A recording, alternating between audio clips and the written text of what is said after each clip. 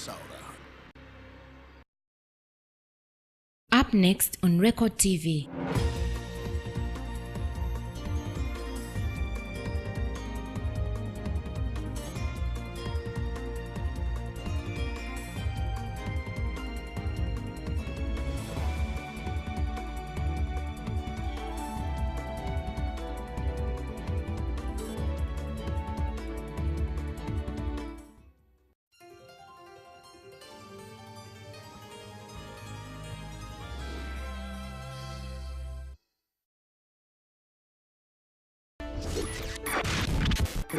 Sigera mu kooti togesiga ate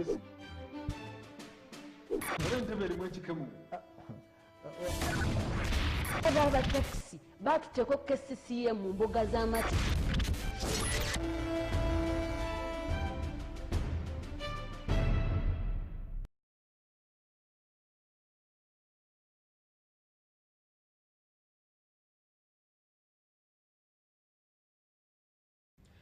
A very good evening, viewers. Welcome you once again to People's Agenda. For those who are still tuned in, Record TV, my name is Abdallah Latif. As usual, every Wednesday, as we discuss various issues happening within the country. From last week up to now, of course, there have been so many events that have happened. It is this very week where we celebrated the International Labour Day, and then today we have also had the World Press Freedom Day. So, you know, these are very great events that we think help much to, as we reflect back on how far we have gone and how far we need to also trek in trying to make things right.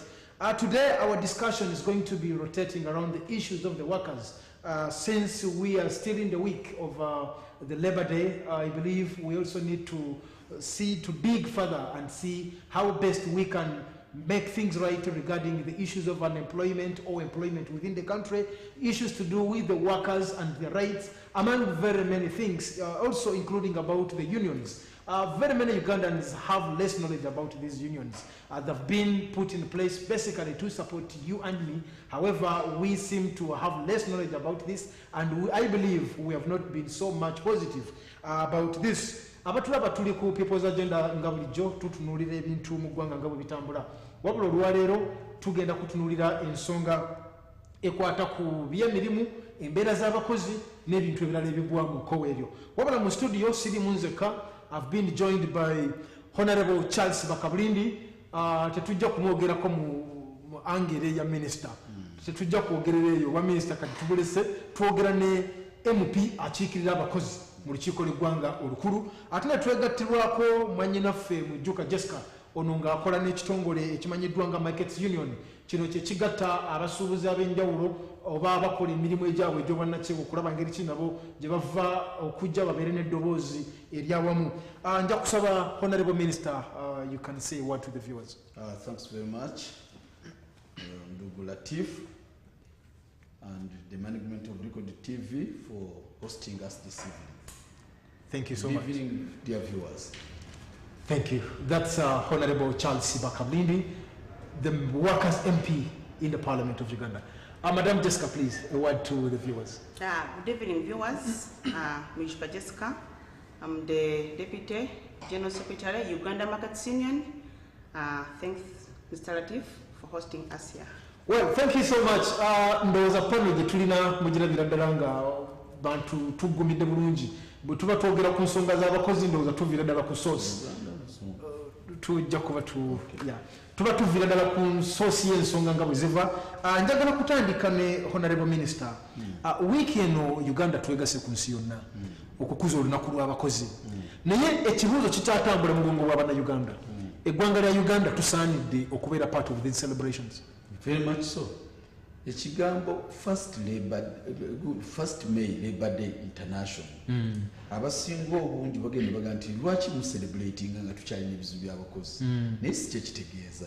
Mu luzungu twandikiyise commemoration of the Labour Day. Nti tujjukira biki ebyaliwo mu 18th century ng'omukozi alwanirira eddembe lye. Kati omukozi bw'amala okufuna eddembe eryo erikakasibwa amawanga gonna ne mu UN, olunaku lwe batuteekako okujjukira nga bannaffe abaafa nga balwanirira eddembe lyabwe. ebizibu by'abakozi tebikoma era kyobola nti balina slogan egamba nti the struggle continues olwaleero owangula kino enkeera wajja kirala.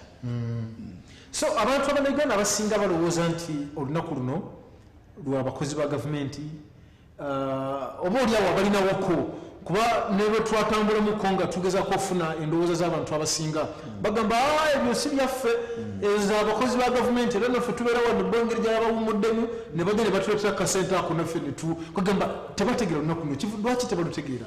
olunaku luno tebalutegeera bulungi olw'ensonga nti hisitole yaalwo wadde kati etwaliramu abakozi bonna nti yali nti abo bokka abakozesebwa nga okeera ku makya n'ogenda okolera omuntu n'akusasula omusaala ng'asasula ekyo ky'omukoledde mubayitanga omukozi nga tebabeeranga ba gavumenti bokka wabula n'ab'ebitongole ebitali bya gavumenti kasita obanga okozesebwa ng'olina omukozesa nga bakuyita lebbala kubanga waliwo akusasula.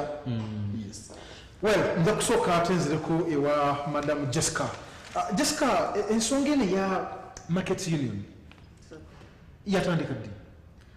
Markets Union yatandika 1996 okuba a union naye nga bulijjo tubalina associations ez'enjawulo ezigatta obutale naye nga tukiraba nga it would be better kwegatta as a union with a one strong voice to be heard in the country. Yeah, we officially started in 1996. So from 1996 to date, could you have registered some achievements that you're very much proud of to share with the public? Yeah, we did. Since then, first of all, we managed to rob for the building or renovating of markets. This MATIP project? Exactly. We robbed from the government. So we can name them. Tuina Wandega Market, Tuina Ginger Market, Tuina Fort Potro, and very many others. And others are still under. We are still in the program of building them. So that's the first one. The second one, we managed to as a union, to bring it's a MAVAP project of AIDS project. AIDS project. Exactly.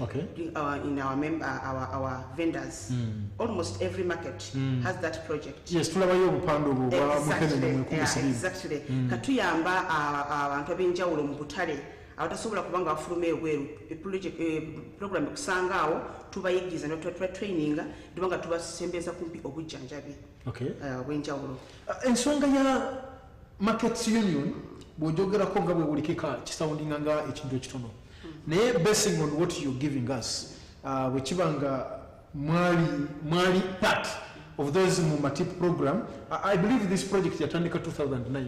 Yeah, MATIP, by then we had Honorable Saida Boomba, I think was the minister. Netufuna yensimbi from Africa Development Bank. What was your role in this? Now, for us, we negotiated with the government. We negotiated with the government. Itubanga fetwa twala ekirowoozo ekyo. As a union. So netukuna nebakkiriza okutuwa that project tubanga ezimbira obutale. Kakati omuntu wa wansi olwalera tulaba atunda ennyaanya mu katale akewandegeya. Atunda ennyaanya alina omudaala ekamuca. Kino tumulabira wa, how do we bring such a person on board? Era rooli ye eriridda wasi mu membership ye na biki byasuubira okuva mu union?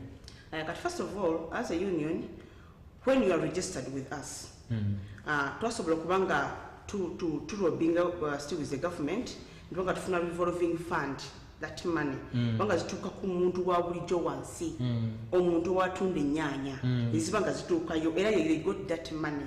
So what they are supposed to do, what they did, you start with that money, your revolving fund. You give this one this week, you give the other one this week. Nezibanga zikolanga akabiina obubiina bw'abakyala abawansi oba abantu abawansi naye nga tezizakuzaayo. So kolinde mufuna ensimbi from government? Twazifuna, we got the money. Netuzifuna nezijja ku bavendors baffe abawansi nga sizakuzaayo mu government. So zeetoololera. Ozimpa nezikozesamu ewiiki? Tuzibawa ne mwekolamu akabiina. Jukila, maybe 10 people. Exactly, like 10, 20, it depends on you. Yes. Then on Saturday, nemuziwa bano nebazikozesa, or like after a week or after a month, nemuziwa bantu abalala. Nebazikozesa in that very group. Wow. Yeah. So the money is still there. abaali basobodde nga baagadde ne baza nga teekamu amagoba era kati bazifunamu kati ne SACCOs. What does it take for one to become a member of the market union? To become a member, you just pay membership if you want individually, or if you don't Or you want, register a group? or you know, you register markets. A market. Exactly, a market, not individually. If you want to join individually, you can, but it's just like a market. We register as a market. You say we are registered in Kamwata market. Exactly. Then individually, you register under your market. Okay. The market will be in the list. But for us, in such and such a market, we have 20 members, and then you pay 1,000 per year. Only 1,000? Exactly. Yes, per year. Okay. Yeah, 1,000. Well, viewers tuli ku nsonga za gwanga, nsonga ezitukwatako ezinkwatako. Tulowooza nti twetaaga okuvaayo ebintu nga bino ffe abali mu mirimu egy'enjawulo gye tukola tubeere nga tubimanya. Ensonga Madam Jessica gy'ayogerako olaba nga erimu eggumba naye obuulyawo tubadde tetubimanyi.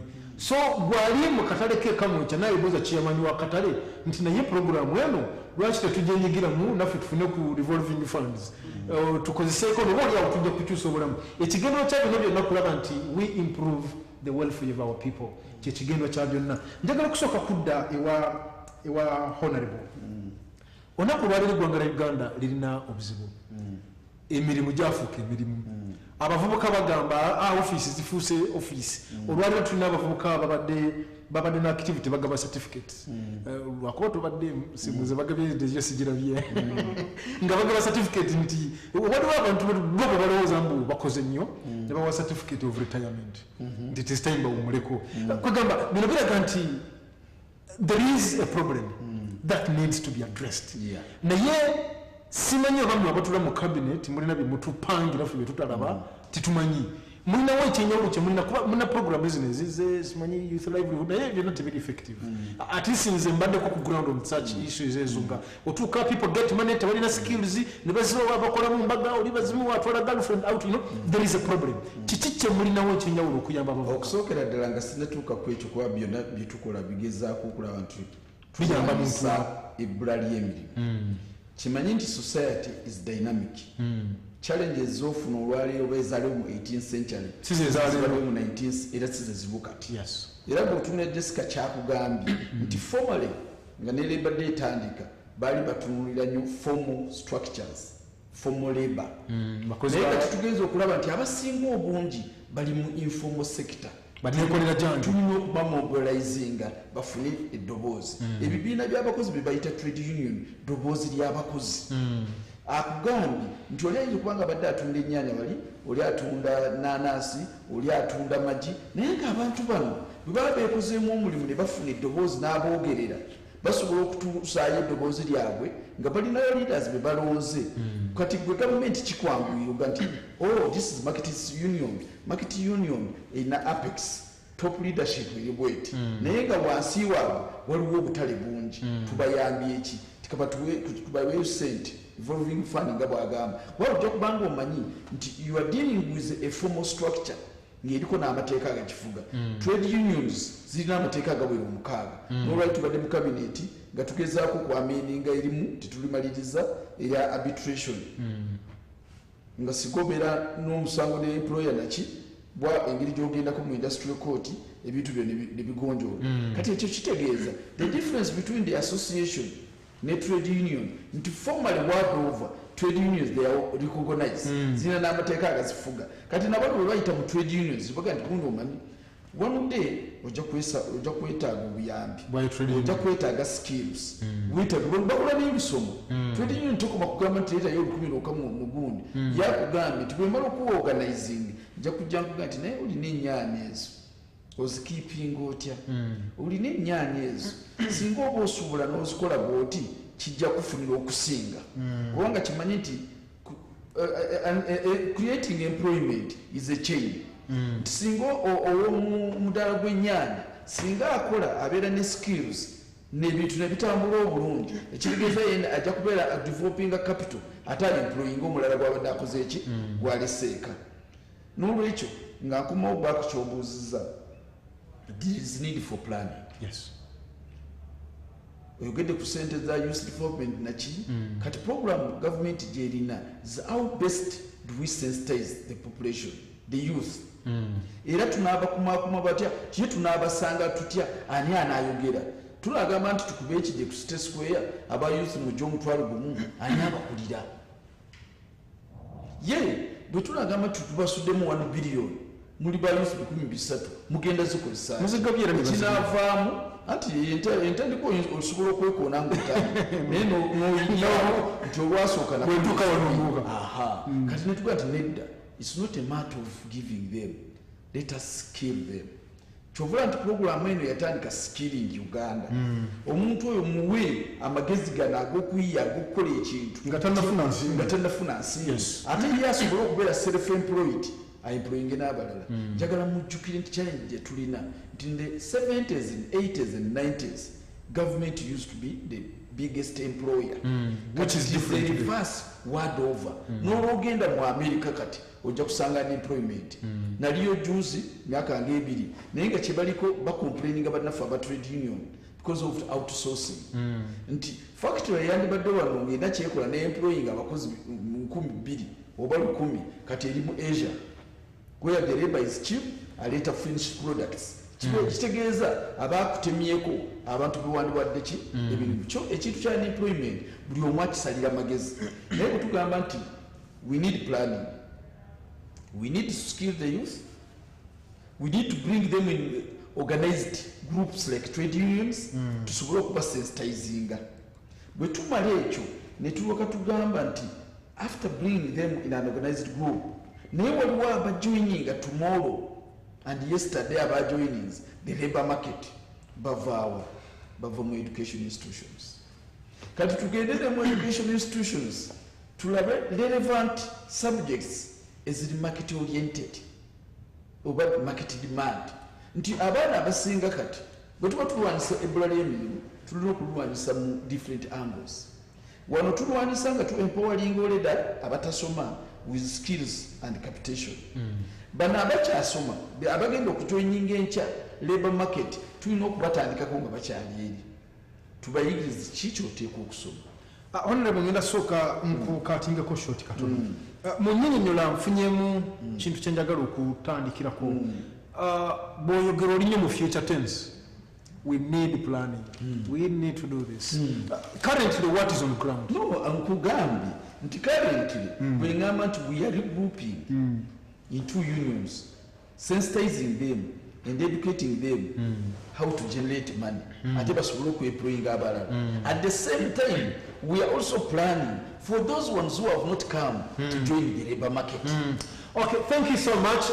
Batulaba tuli ku people's agenda nga bulijjo tugezaako okutunuulira ensonga y'ebbula ly'emirimu mu ggwanga. Abavubuka bangi batambula tebalina mirimu, bakomplaininga tebali mirimu, era nekiviirako n'abavubuka abamu okwenyigira mu bikolwa ebyobumenyi bw'amateeka. Bana group z'abaki Facebook tulaba basula ebaluwa kuba oli akabiga ekyo nayo okundi eno Jessica nayo TV bwe nditwala njafuna mpaamu abiri. Kati kino kyonna okivudde.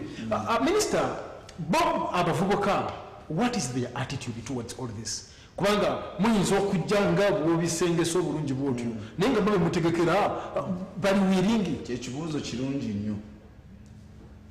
Betutegekera tukyalina omulimu gw'amaanyi. First of all okubakolako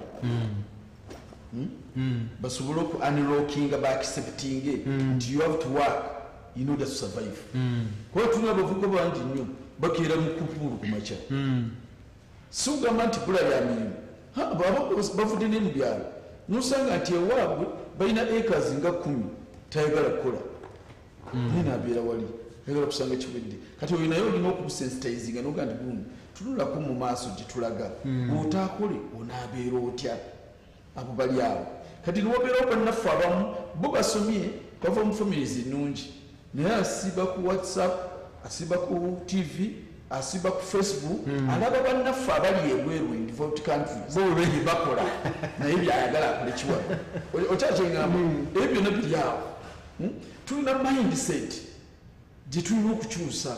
Oliraga nti ffe ewaffe nejjajja tabeerangako wa muluka eneugalti yagigula ebyo tebimalira biseera kati nkole ki kasitaafu neyo emmere ya leero ebirala saagala kumanya naye olina omukolako njagala okutegeeza abantu kye balina okutegeeza nti ebbula ly'emirimu lireeteddwa factors nyingi nti si bonna abavubuka boolaba mu kibuga nti diabadrof nti tiwali asobola bakwata ku mikono abamu baviira ddala mu families ez'amaanyi nga ne bakitaabwe balina ne farms balina ne factories tayagala kukolayo tayagala attitude eri kuwaba peer group emugamba tukere tukole tuki tugende mu dance tukere tukole ki tugende tukole ki kyekyanguwa then ne attitude endala ey'okukyusa mu bavubuka kyobula nti ebibiina by'abakozi biyamba nnyo tusensitize nti abavubuka kati abamu sijja kukozesa kigambo short sighted baagala nnyo ebikutukirako amangu tebagala kuva ku kindiiru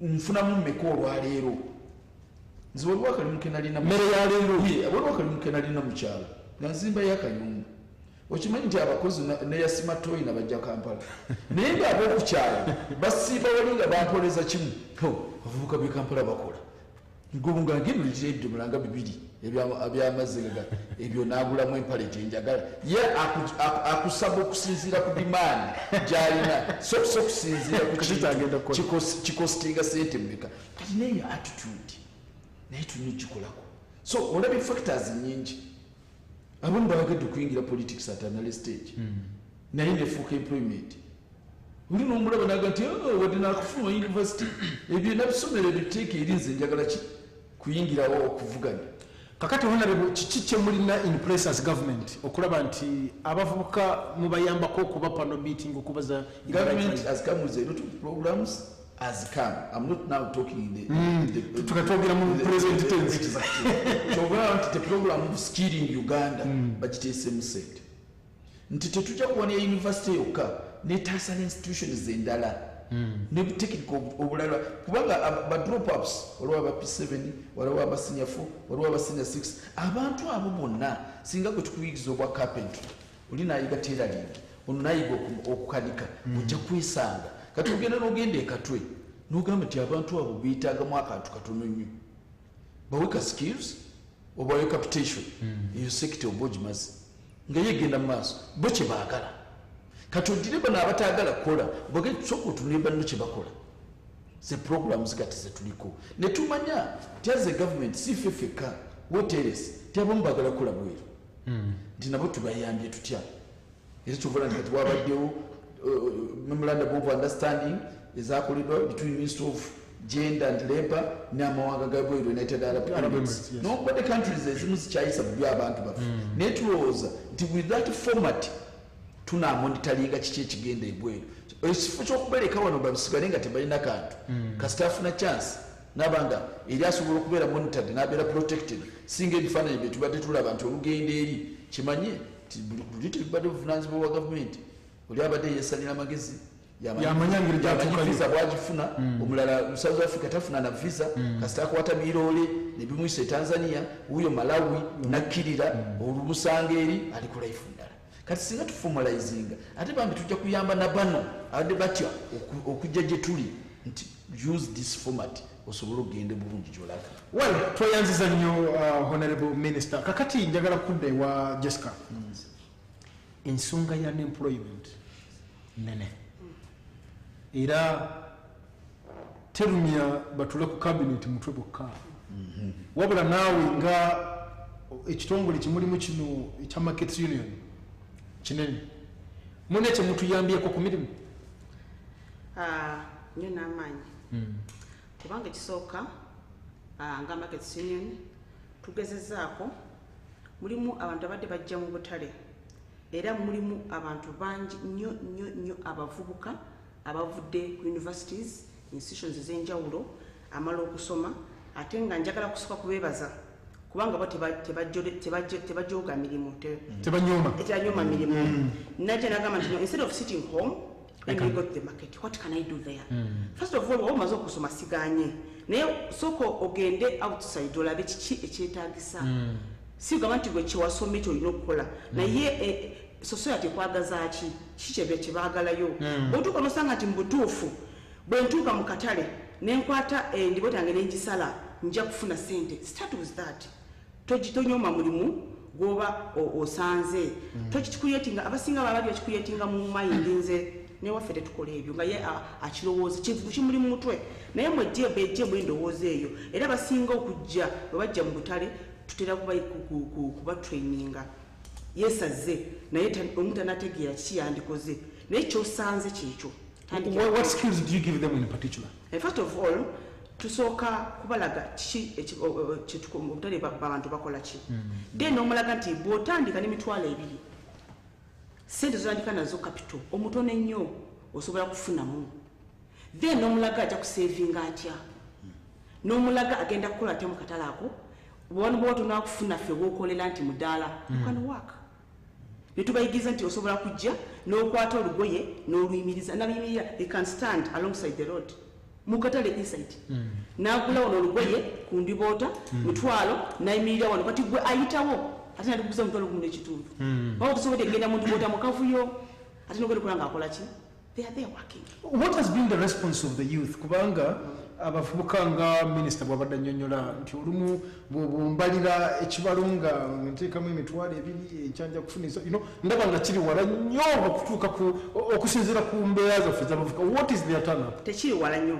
singa okigezaako singa okigezaako bo akiro nga bwe nkyogedde nze njagala omuntu andaba wano akigezeeko agende nga bwemugambye akwata emitwalo egyo 2 agenda tuge mu katale agamba nti kano lwaleero ngenda wali ngula ensujju ze ngenda okugula mbale ntambule ate nzitunde the same market nazitunda wano ku KCC ebonyabo no inside the market I didn't say outside mu katale mulati ya mugobamu atambula agambe nti ensujju zange ziguze nziza 10 kati nziza 15 naye nyinge afune wayimirira ajja kuwonda okumala omwezi nasobola kwezinga capital apangisa omudaala. Wow. Honorable, I need your ongeza kutya Jessica kyagamba kubanga the mindset egyo tubadde twogera nti abavubuka waffe n'abatali bavubuka society egenza ekyuka kati watunuliranga omuntu ku mudaala ateeseko ennyanya alina omulembe gw'ennaanaasi goga nti ye onanoonya mmere ya leero yokka naye bw'omala okulaba omuntu oyo ng'asobola okujja ku ssente n'aweerera abaana be ne basoma n'azimba akayumba you are motivated naye yennyini yeerabirira kati bw'abadde alingiriza obeera motivated nti bikola ki njagala olabe kalica yali wedda nti olinga mukozi wa gavumenti abasinga by then bali tebazimba maka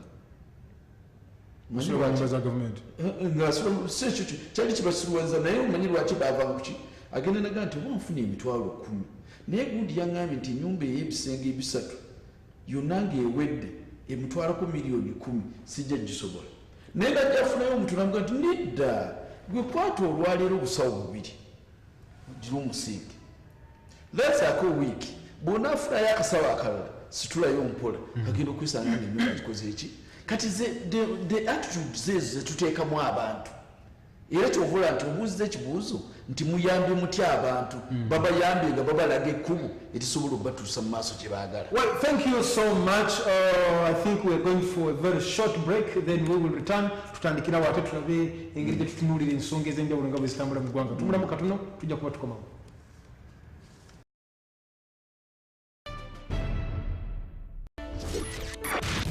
Raundi zesigenda mu kooti togyesiga ate era entebe erimu ekikemu aba takisi baatuteeko KCCA mu mbuga z'amati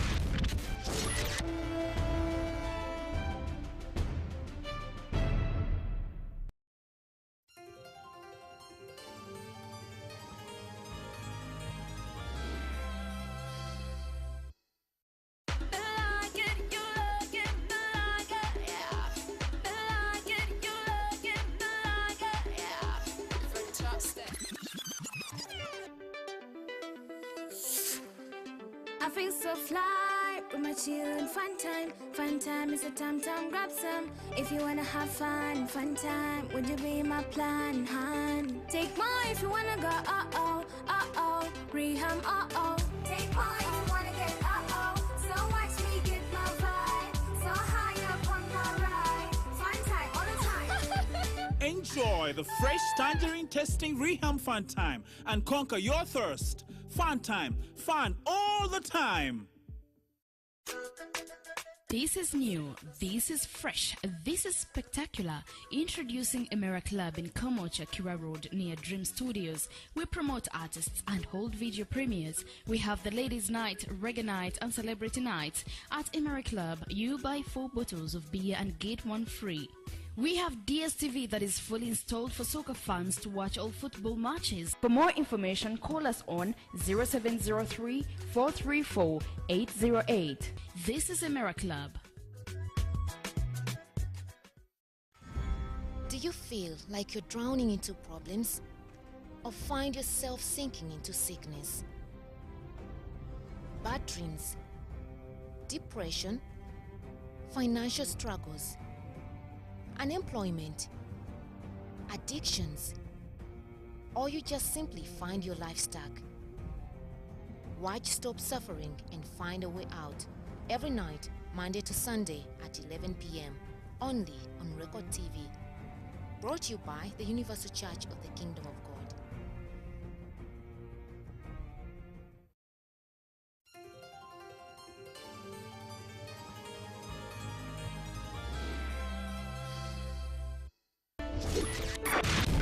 Raundi zesigenda mu kooti tojesinga ate entebe erimu ekikemu aba batakisi batuteko KCCM mu mbuga z'amati.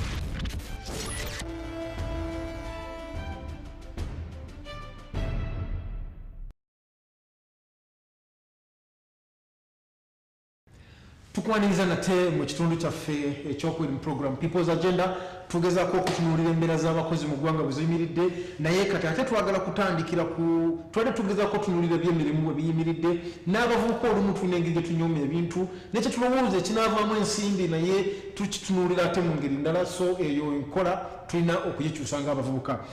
Ensonga gye njagala tutandikireko ate y'ensonga y'embeera z'abakozi.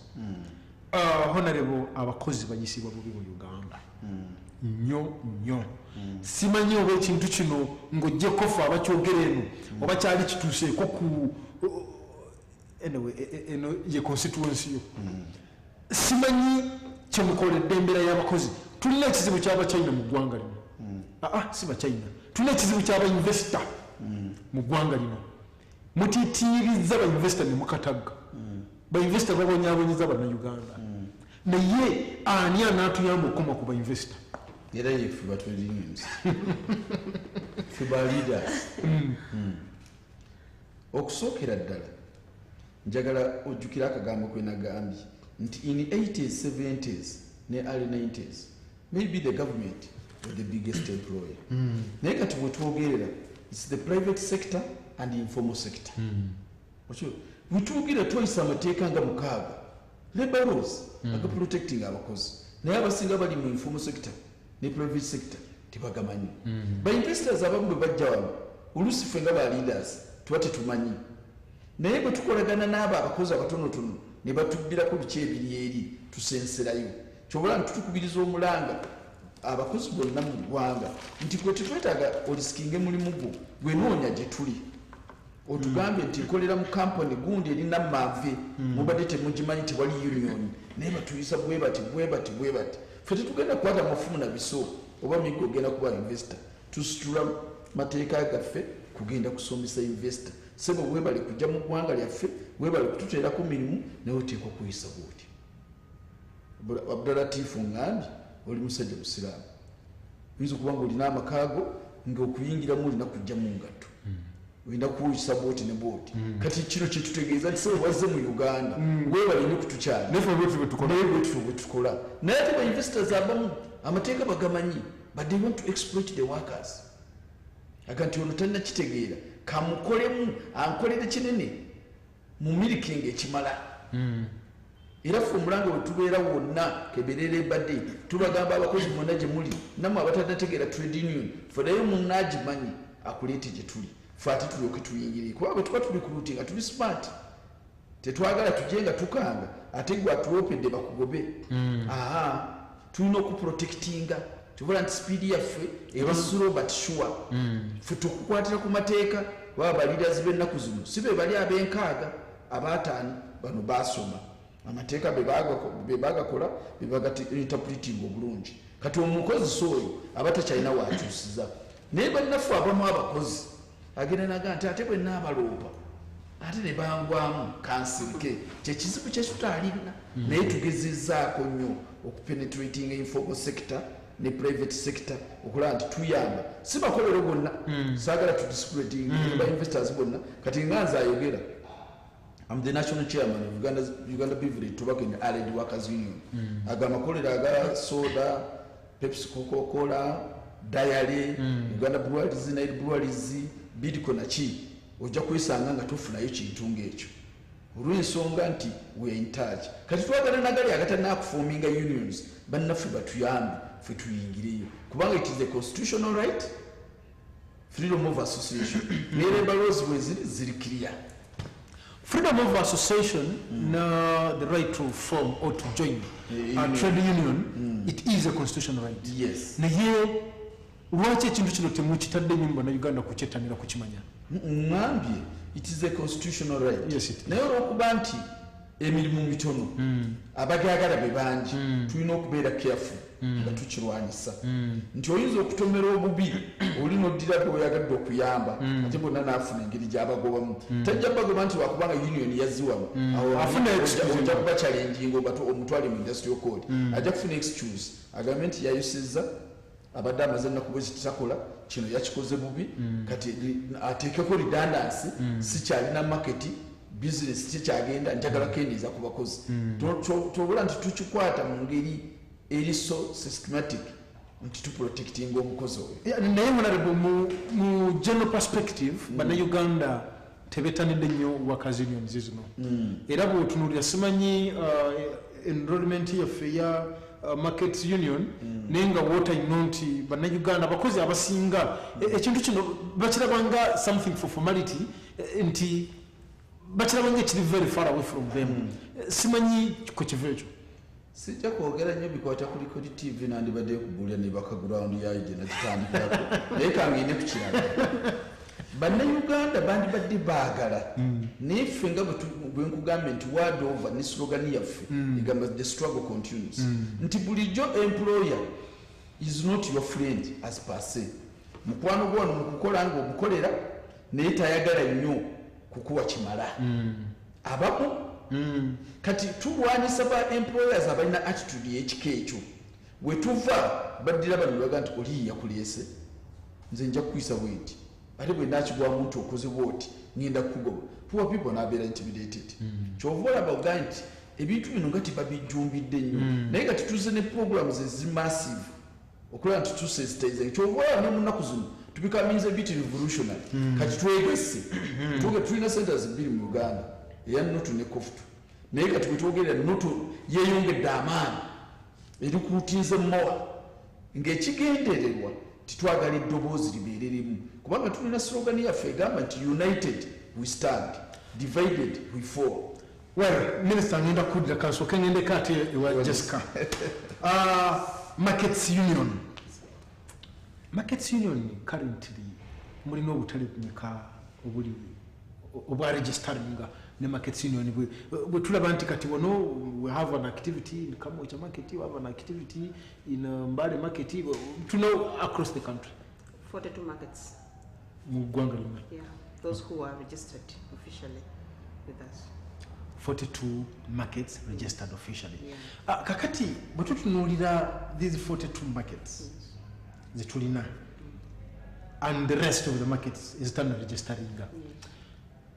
Ki ekisibye these other markets okulaba nti bettanira Markets Union kubanga agenda zammwe nga bw'ozinnyonnyodde nze ndabasinga nze mbadde chairman w'akatale akamu naye nkyambadde nkeera.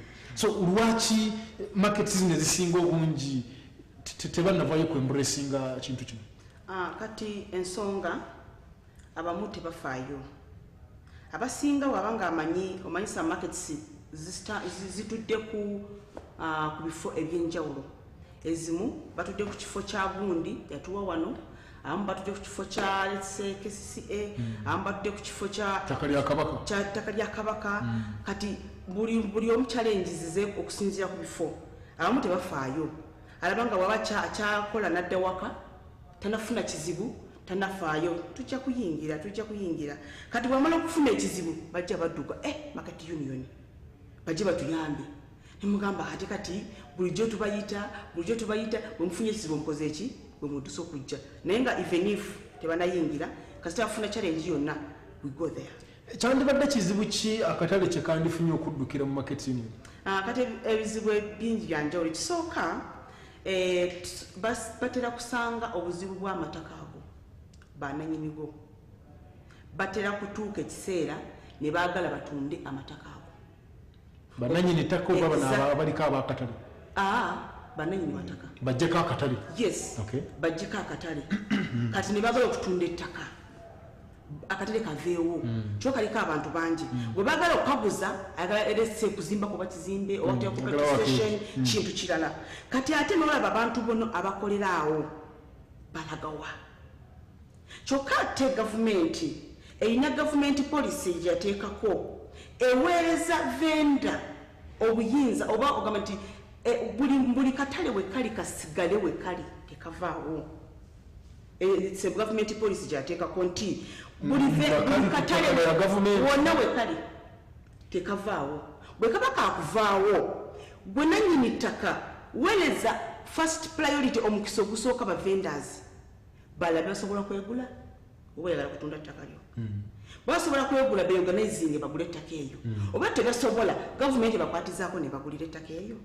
Ate bwe mbanga nze nannyini ttaka njagala kuzimbawo hoteri kale oyagala kuzimbawo no bw'oba oyagala kuzimbawo twagamba bwetu bw'oyagala kuzimbawo hoteri soka tutula naawe ne tulaba nannyini ttaka eryo ye nga ye wayagala kuzimbawo hoteri tusobola kufunira gavumenti nefunira abantu abawala basobola okugenda before nobawe ekiseera ekimala oba bw'oyagala kuzimbawo kizimbe emiri egisinga bwezimba ekizimbe kyo floor ya wansi n'eyokubiri giwa vendors abadde ku kifo tobagobaawo kola ki kuvaawo naye ekizibu kikyaliwo nti waliwo tteeka ery'abazungu lye balekawo 1942 market act ate erigamba nti obusobozi aba vendors tebalina busobozi tebalina authority oba tebalina buyinza ku butale budda mu ki mu gavumenti so gavumenti egenda okutunula tekyalina mataka gaki gadde mu bantu g'abantu kati etteeka eryo balikozesa nnyo kubanga terina kuba amended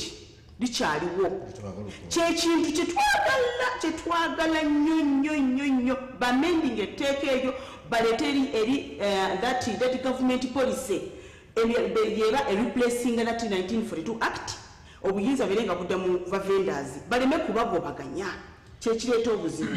Kakati mubaddeyoko ne success stories nga zeekuusa ku issues ez'ettaka? Zibaddewo nnyo za njawulo nnyo. Ekisooka first of all kati bw'oba otunulira Nakasero market oba otunulira Seka market oba otunulira Owino baagula baba bubuze bagula amataka gaabwe yani bafuna n'ebyapa kati bezimbira abalala bagenda kutandika kuzimba market vendors themselves so si gundi wagundi obe baatula baga nti tugule ettaka ne tusasula government ne babawa ebyapa byabwe kati bo bennyini bakola ki bezimbira.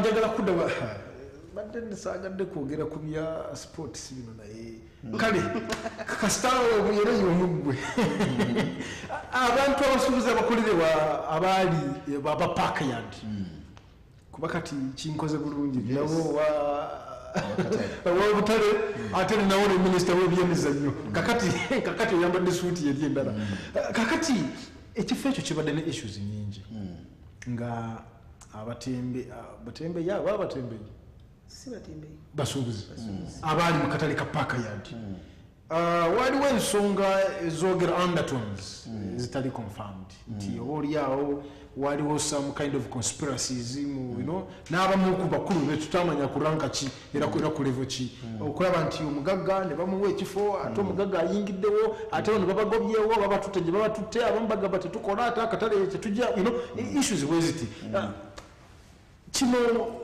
I think you can give us more light. Olyoso n'obuuza ekibuuzo ekyo Jessica nyonedde bulungi nnyo ku byakatale gazetted markets yes. Parkyard bw'okyogedde era nga bwe kiri Parkyard has never been a market, a gazetted market. Parkyard is a portion of the land of Nachifubo Stadium. What was that portion called Parkayard? Was an area for parking vehicles, the stadium in activities. And now what is taking place is to modernize the entire area with the parking area being reserved for parking in a modern form. Kakati wenzira ku Jessica Chayogedde. Jessica, you come in with the negotiating powers. This land belongs to Nachivo Memorial Stadium. Is it Nachivo Memorial? Okay. It belongs to the stadium. Itaka lya Kisawe. Kakati kutaka lya Kisawe. Chidda wali nti nzena nyini taka njagala kuzimba ko hoteli. Kakati nitaka lya Kisawe. Nangene Kisawe ono yagamba njagala investor. Lwaki tetwalaba aba markets union mujje mu bagenyi on behalf abantu abatisi bawebwa kisoma kwegula abo ne kibakola oba bejjemo ensimba developing ekifo ekyaliwo wagenda babintu bya bufuzi politics zaidi okuzibu naye we were involved in negotiations naye mwagenda mu bufuzi bingi nnyo even vendors themselves and the leadership bali bwe batyo kwatagana naye nga we involved. Now we met with the minister, Betty Kamya, netutula kusonga zwa tugenda kukanya nga twagala at least but bawe twagenda okulaba nga balemedwa politicians abayingira mu nnyo nabo bayinga nga tamanyi kyebakola kye baagala bali yazibaabwe nga badde eno badde eri. That's how we failed to negotiate with them. Okay, I think kasoke tufunayo like 2 calls to labe abantu bafu kibagamba. Ali kusimu yogera naffe erinnya nejo osinzidde. Kali.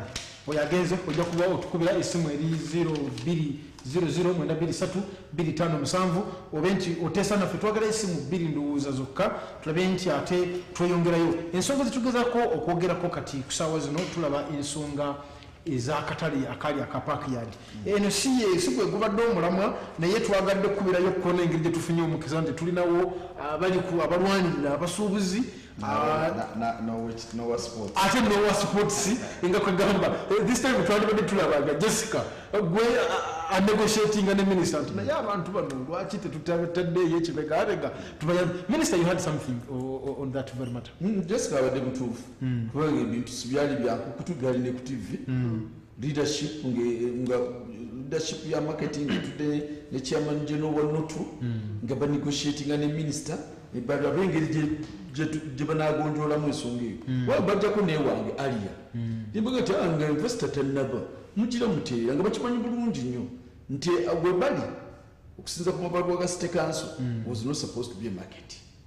Nabo banyini nga bakikkiriza bagati okay time bwe erituuka nga investor atuuse mututegeezanga ne tukola ki ne tunoonya awala ffe nga kyetugezaako okukola era nga abasinga bwe bakola abamu bagati bannabyabufuzi mutwonoonera ffe katugende tunegotiating n'agenda okukola ki okuteekako parking empya era abasinga kyobola nti babajjawo ne bababwa gundu lockups abamu ne babatwala ku gundi eno y'oku Kalitunsi bagiyita Busaafi ne babafuna abamu ne babatwala ewandegeya naye abayingibwamu ebyo nabyabufuzi omanyi kyolina okutegeera nti ebintu by'e Kampala bizibu waliwo abaagala credit bwe batakoledde oli n'abeera wali nti bwe banandaba nga bakwata amataayi nti mbafiira akalunja ku banka biri abiri mugumu kale ali ku simu yogerako naffe hello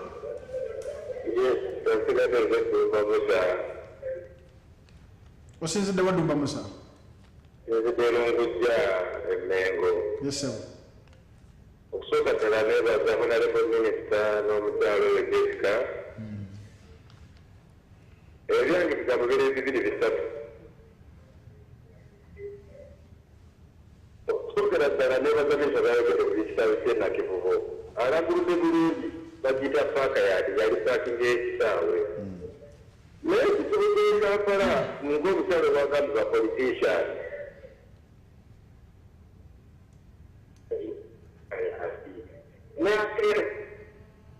Hello?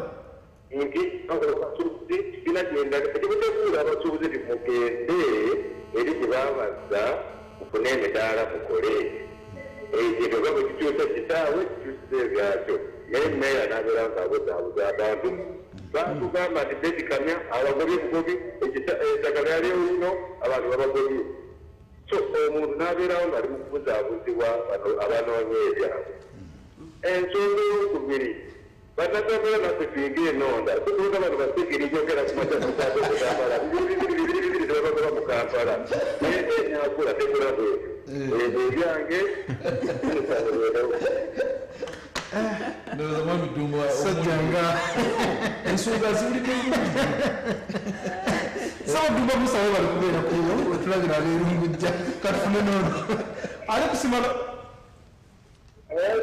yesebu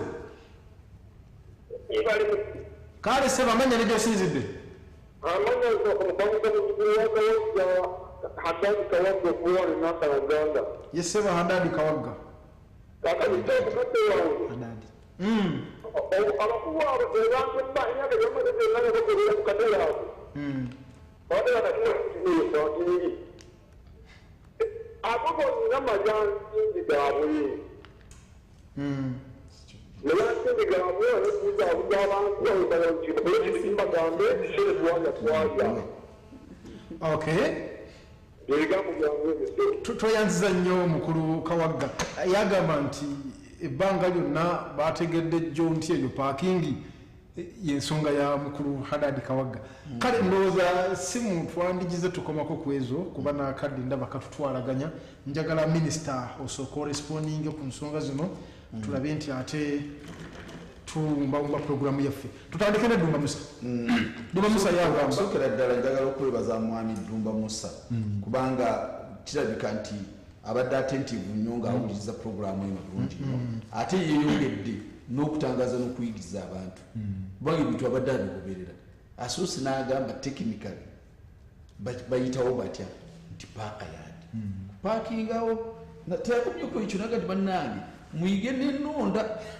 gwe boonaalonda bwokubeera nga buli kaseera gandi atugende twegugunge batukube amasosi batukubesikole amayinja ebyo byonaafunanga naye bwonaalonda aga nti gundi omanyi jangu nkusomesi kyoteeka okukola singa katugambe nti ennonda awo yali nnungi omuntu yandibadde abatandikirawo nga bukyalinaga nti mumanyi muve ku bano abaagala akalulu awo si wammwe naye jangu tuteesera bano tukole bwe tuti tulabe engeri gye bayinza okubajjawo ne babateeka awalala naye minisita gwe obadde otuula ne Betty Kamya tewasobola kuleeta kintu ekyo ne mutaasa abantu abo waki ne mugiramu bajjawoko oŋŋambye nti ntuula ne Betty Kamya nze nkugambye abaagala okuyambibwa okujja ne tuteesa era ono omukyala akugambye nti abamu bajja ne meeting eteekera place bulungi nnyo si mulundi gumu naye nga bwamalanga bwe batinga abalala mu byabufuzi tukomentinge ku Haddadi Kawagga yagamba bategedde gyo nti katale amanyi nti bategedde gyo nti eyo paakingi omwami Haddadi Kawagga kyenyinza omugamba kiri kimu nti nganze ddala nze minisita aludde mu kifo ekyo si mulundi gumu omuliro ogwasookera ddala okwokya paaka yaadi ba leaders bajjako ne mu ofiisi yange ne baagala n'okufrontinga pulaani gye baagala nimbagamba mumanyi nenyini kifo taba batugamba nti kya city council nga nedda ekyapa kikino waffe bulijjo ffe tulowooza wa city council twagala atuweewo ne bakitegeera abo ne basirika ne bakomawo lwa tuwulidde nti bagenderega nti nedda muwulidde kituufu naye tebannaba mugira mutereera era ne tuba ne puroguramu tetuyinza okugira nga tukyabakwatirako mugire n'obusente bwe busonda mu nakivubo bakikola emyezi mitono nnyo era bannabyabufuzi ne babayingiramu temuziwaayo naffe ne tugaa tetujja bubaka naye tayimu bwe erituuka nga nannyini temujja kweyita batenanti kuba temukyasasula era mujjukira ne mu paliamenti waliwo yavaayo nze nabwino namubuuza ekibuuzo kimu yogera mpola tewetaaga kwogerera waggulu ndaga baatandika ddi era baakomye ddi njagala nnyo okwebaza bonna abawuliriza ba Record TV n'abo abakubye amasimu n'abakyawuliriza mwebale nnyo okuwuliriza mwebale kuzimba Uganda kubanga bye birowoozo bye twagala ffe situwagala tubeere eri ffekka naffe twagala nnyo tuwulire ebirowoozo bye muleeta biyinza okuba nga bituyamba ate naffe ne tubeerako bye tuleeta nammwe ne mubiyigirako mwebale nnyo mwebale ddala tweyanze nnyo tweyanze Jessica naawe sibula batulaba nebaza mwenna abadde batulaba ku Record TV ate nga ajinga mwenna abakozi okujja mwegatte ku unions eddoboozi egenda okwogerera abakozi bonna mu ggwanga oba mu nsi yonna eyanza nnyo. Twenze nnyo tubebaza mwenna ababadde naffe okuva gye tutandikidde paka ku ssaawa ya kakati. Nange sijja kusinga wano okujjako okubaagaliza ekiro ekisufu ate tuddiŋŋane olundi Mukama Katonda bw'aba yagadde temuva ku Record TV mweyongera okunyumirwa empereza zammuffe ez'enjawulo. Nze Mukasa Abdalatif musule bulungi mweraba. Rawundi ze sigenda mu kooti togyesiga ate entebe erimu ekikemu aba takisi baatuteeko KCCA mu mbuga z'amati.